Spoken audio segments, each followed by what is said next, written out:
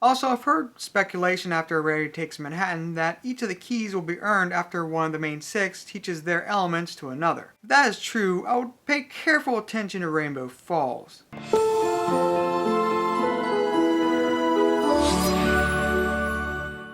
Called it. So, do I need to remind you of what our goal is here? Maybe?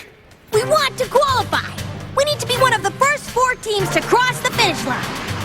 Honestly, I'm surprised how controversial this episode is. No, not because of the return of our Muffin Queen, which is not as explosive as any of us thought it would be, but, well, I'm just surprised because I just generally love this episode. And yes, I'm aware of all the flaws that the critics have brought up, but I find most of them are not even flaws. First off, yes, it is stupid that Fluttershy and Bulk Biceps are that poor flyers. You just don't need to play them up as that bad of flyers to drive home the point that the team is lost without Rainbow Dash. I have a saying carried over from gaming: don't nerf when you can buff. You don't need to weaken Fluttershy and Bulk's flying ability, just play up how great everyone else's is. However, in the end, I consider this only a minor issue since both of those two were already shown to be weaker flyers in the past. The sort of result would be the same, it just wouldn't have felt so forced. So I consider it more of a crack in continuity than a break. Also, for those raging over Bulk's name, it was canon before this episode. Stop complaining that this episode ruined his name. As for the other big concern of this episode, all I have to say is I love the Wonderbolts being jerks. Up until this point, we've had little interaction with the Wonderbolts, the most coming from when Spitfire was playing Drill Sergeant at Flight Academy. Now, we get to see them off duty and all their flawed glory. Fleetfoot is self-centered, Spitfire is a Spitfire of a leader, and Soren is a lovable goofball that is not a one-note pie joke. This team is chaotic to say the least, and that's what makes them more believable. But they're not like that, many would say. Just first of all, stop. Your headcanons and fan fictions are not canon. Don't get angry when they don't align. From what little characterization we do have of them, Fleetfoot has been shown to be Cersei-level, self-centered, delusional, and Spitfire a cold, results-focused commander. Being idols does not mean you're a good person or pony by default. Just look at our own world with many organizations like the NFL, for example.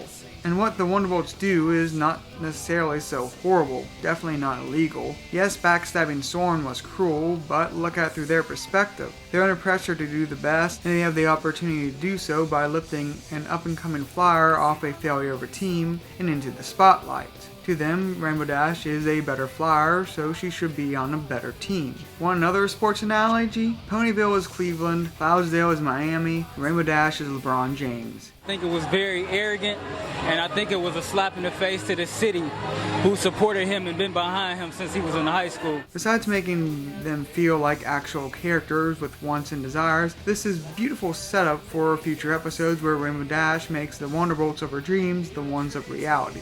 The Wonderbolts are not the only ones with great characterization. P is for Rainbow Dash!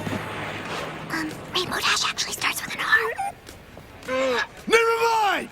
I love Bulk's character. He's a lovable idiot that is now my favorite background pony in show canon. He reminds me of The Rock or Vin Diesel in a Disney movie. They just feel so out of place, they feel in place. Also, speaking of returning fan favorites, we get a great example of good fan service. Derpy serves a beneficial role to this episode's narrative, filling the spot of a good-natured flyer that stands a snowball's chance in Tartarus of qualifying Ponyville. The episode honestly surprised me at times too, like throwing in the fake injury card, which, while a curveball, fits in with Rainbow Dash's character. Oh, the pain! The pain! The pacing, animation, score, and comedy elements were excellent as well. Also, to update my 2 bets on the best pony debate. Right. I remember. I really want to qualify for you and Ponyville. Just hope I don't let any pony down. Now he's okay. At least, I hope he's okay. Are you okay? Oh, don't worry, Rainbow Dash. We'll take care of you, or at least some pony will, like a medic or a doctor. If we qualify and make it to the Equestrian Games and all win gold medals, you can have ours, because we know how much a gold medal means to you. Oh, Rainbow Dash, you don't have to choose us. I know you love to win, and you should go with the team that surely will. I always knew that you were the understanding one. Look, this episode has flaws, but the good completely outweighs the bad in my mind by developing so many secondary characters in just one episode and setting up even more future growth. I love Rainbow Dash's Wonderbolts arc that started with Academy and continues here. I can't wait to see where it goes. So after multiple viewings that just keep getting more enjoyable, I have to give this episode 4 hopes out of 4. I'll admit other reviews and discussions made me reconsider this, but after rewatching it, I cannot deny my just sheer enjoyment. Like I said, I love this episode. So, till next time, keep calm and an open mind.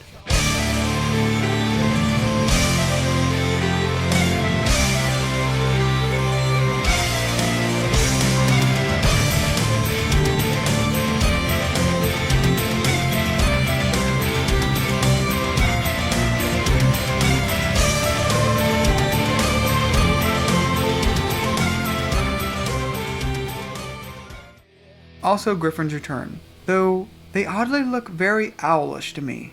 Either way, I hope to see more of them at the Equestrian Games. Still, the award of Best Griffin Variant goes to Beast Player Aaron. Why?